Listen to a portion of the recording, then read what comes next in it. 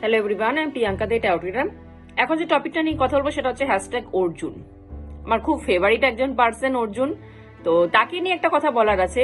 প্রথম কথা হচ্ছে যুদ্ধ, লড়াই। ঠাকুর বলেছে লড়াই কোনো সময় অপরের সাথে হয় না, লড়াই কখনো বাইরের লোকের সাথে হয় না। লড়াই প্রথমে নিজের সাথে করতে হয়। তুমি যদি নিজের সাথে লড়াই করে যুদ্ধে জিতে নাও, তাহলে অপোজিটের মানুষকে হারানো খুব ইজি ব্যাপার। কিন্তু তুমি যদি নিজের কাছে হেরে বসে থাকো, তাহলে অপোজিটের মানুষটা তোমার থেকে ক্ষমতা কম থাকা সত্ত্বেও তোমার উপর হাবি হতে পারে। লড়াই আমাদের সাথে নিজেদের সাথে দুভাবে লড়া যায়। এক হচ্ছে মাইন্ডের লড়াই, এক হচ্ছে মনের লড়াই। মাইন্ডের লড়াইটা আমার মনে হয় মনের লড়াই থেকে ইজি। মাইন্ডের সাথে লড়াই করাটা একটু ইজি, কিন্তু মনের সাথে লড়াই করাটা একটু কঠিন। এক্সাম্পল দিয়ে বোঝাচ্ছি। অর্জুনকে যখন যুদ্ধ করা হবে, যুদ্ধের যখন প্রস্তুতি করা হচ্ছিল, তখন শ্রীকৃষ্ণ কার আন্ডারে যুদ্ধ করবে এবং তার নারায়ণী সেনা কার আন্ডারে যুদ্ধ করবে সেটা নিয়ে যখন বসা হলো, তো ভয়ের চোটে দুর্যোধন আগে বলে দিয়েছিল যে শ্রীকৃষ্ণ তো এমনিও কিছু অস্ত্র ধরবেন না, তো একে নিয়ে কি লাভ, আমি নারায়ণী সেনাই আমি নেব। তো সে নিয়ে নিল। অর্জুন একবারও ভয় পায়নি যে আমি নিহাত্তা, যে শ্রীকৃষ্ণ কিছুই ধরবে না, অস্ত্র ধরবে না, আমি তাকে নিয়ে কি করব, সে একবারও ভয় পায়নি। কেন সে এটা জানতো যে এই একজন আমার সাথে থাকলে অপোজিটে 100 জনও থাকুক না কেন আমার কোনো যায় আসে না। তো সেটা কি? সেটা হচ্ছে মাইন্ডের লড়াই ছিল। সে মাইন্ডের লড়াই জিতে গেছিল, তার একটুও প্রবলেম হয়নি মাইন্ডের লড়াই জিততে। সে ওখানে মাইন্ডের লড়াই জিতে গেছিল। ওখানে যুদ্ধ করার আগে সে নিজের মাইন্ডের সাথে লড়ে জিতে নিয়েছিল। কিন্তু মনের লড়াইয়ে কিন্তু খুব প্রবলেম হয়। যখন যুদ্ধ স্টার্ট হলো, তখন কিন্তু অর্জুন বসে পড়ল, গান্ডিব ফেলে দিল যে আমি পারছি না।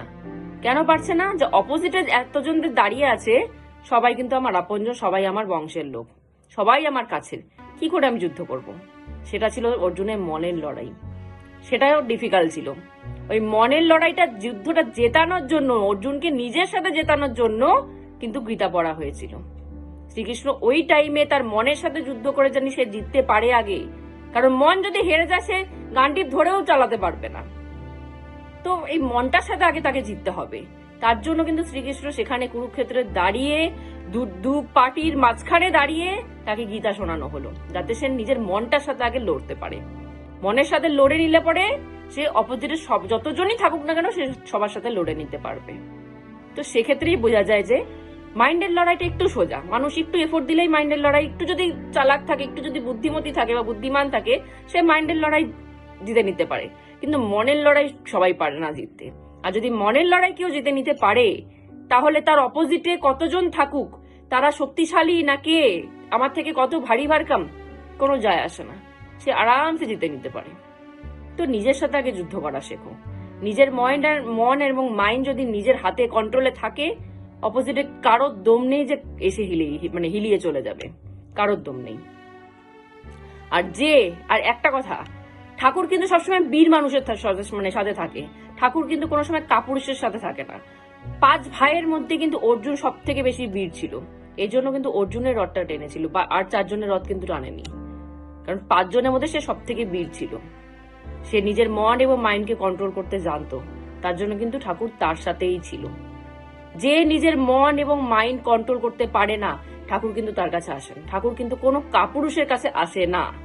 আগে নিজের মন এবং নিজের মাইন্ডের সাথে লড়াই করে যুদ্ধ করে জিতে নাও, ঠাকুরকে পেয়ে যাবা।